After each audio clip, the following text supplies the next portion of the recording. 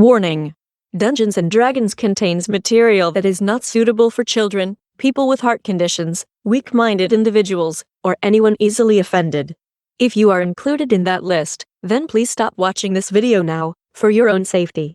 Everyone else, sit back, relax, and enjoy the video.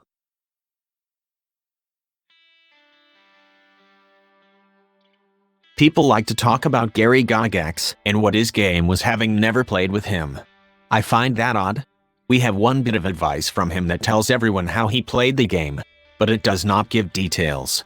I think Jeremy Crawford even gave similar advice in the form of, "Think for yourself." Let's take a look at the advice given by Gary in the first edition Dungeon Master's Guide. This is on page 230, just above the succubus artwork by Darlene. It is often discussed or mocked by those who do not understand what it is saying. Let's take a look at two key things you would have legions of liars always get wrong. It is the spirit of the game, not the letter of the rules, which is important. Never hold to the letter written, nor allow some barracks room lawyer to force quotations from the rule book upon you, if it goes against the obvious intent of the game as you hew the line with respect to conformity to major systems and uniformity of play in general. Also be certain the game is mastered by you and not by your players within the broad parameters given in the Advanced Dungeons & Dragons volumes. You are creator and final arbiter by ordering things as they should be, the game as a whole first, your campaign next, and your participants thereafter. You will be playing Advanced Dungeons & Dragons as it was meant to be. May you find as much pleasure in so doing as the rest of us do. The first thing we notice is this. Never hold to the letter written, nor allow some barracks room lawyer to force quotations from the rule book upon you, if it goes against the obvious intent of the game. Here, Gary is telling everyone they must make the game their own. The books can only guide you. That is why it is called Dungeon Master's Guide. It is the Dungeon Master's job to run the game, not any player at the table. Now, other games may change this, but they are not Advanced Dungeons & Dragons, so who cares? The strange thing is those people that propose playing by what is called raw, or RAW rules as written. You have already been told there, for anyone that bothers to read, that that is not how to play the game. This also brings a fight over RAW or rules as intended. Silly fight if you ask me, when masses of people try to determine the one true way to play the game, as those people then become the barracks room lawyers forcing quotations upon you in your game that they are not a part of. We see this recently with 5th edition, and how people keep demanding all people must include this or that, which goes against the spirit of Advanced Dungeons & Dragons. The next key statement made herein is this one. By ordering things as they should be, the game as a whole first, your campaign next, and your participants thereafter. Now, why does Gary say the game comes first? Well, that should be obvious to anyone with a single brain cell. It is a game, and the DM runs it. Therefore, he must make sure the game works.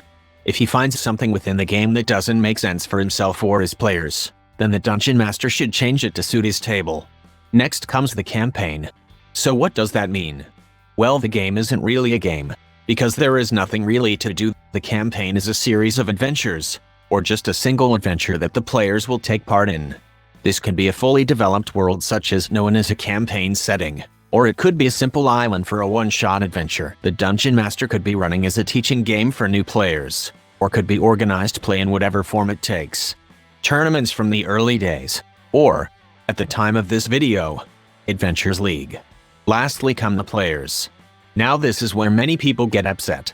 How can you run a game for people at your table if you are not taking into consideration those same people? Well, that is easy to explain. It is a game. By making the campaign in a vacuum, you have a greater chance for the bias on the part of the Dungeon Master to be removed. Say he wishes to have a door only be able to be opened by a dwarf, without knowing if there's a dwarf character. This means he will have no bias to any specific player. And if there is no dwarf character, then every player can figure out how to get beyond the door. If there is a dwarf character, then that player gets to choose to try to open it or look for another avenue, maybe an NPC. The Dungeon Master exists to provide a game for the players, not to provide them some space to live out their fantasies. So no matter if it is some random Earth Dawn player, or crafty 5th edition player in the legions of liars out there, there is only one simple fact.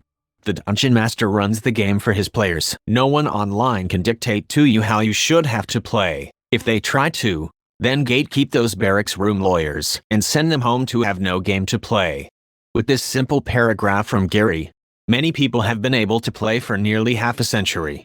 Why people cannot simply play their own game understanding these few points is something I will never understand. But even first edition players will still, having this in their own books to read, dictate to others how the game should be played. Maybe one day those people will learn to grow up and learn to play the right way by letting other people play their games and stop trying to be elitists. Until then, for all the true geeks and gamers out there, and as Gary said, may you find as much pleasure in the game as the rest of us.